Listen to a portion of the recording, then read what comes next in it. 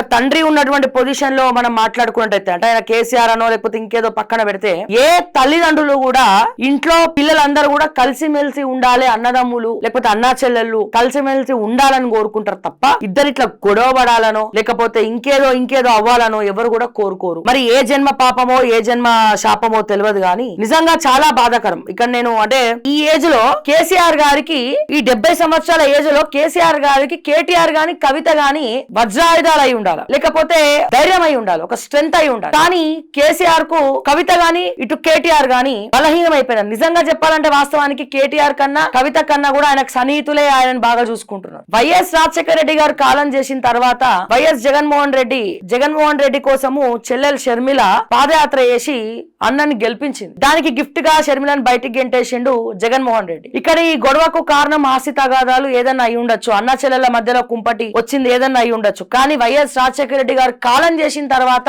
వీళ్ళిద్దరు కొట్టుకోవడం స్టార్ట్ చేశారు. కానీ ఇక్కడ మాత్రం బీఆర్ఎస్ పార్టీలో ఇక్కడ తెలంగాణలో మాత్రము కేసీఆర్ బ్రతికుండంగానే వీళ్ళిద్దరు నరకం చూపిస్తున్నారు. అన్నొకలాగా చెల్లొకలాగా బ్రతికుండంగానే వీళ్ళిద్దరు కొట్టుకుంటున్నారు. ఇంతకన్నా దౌర్భాగ్య పరిస్థితి ఏముంటదండి? రేవంత్ రెడ్డి జైలు అంటున్నాడు. ఇంతకన్నా జైలు ఏమన్నా ఉందా కేసీఆర్ కి?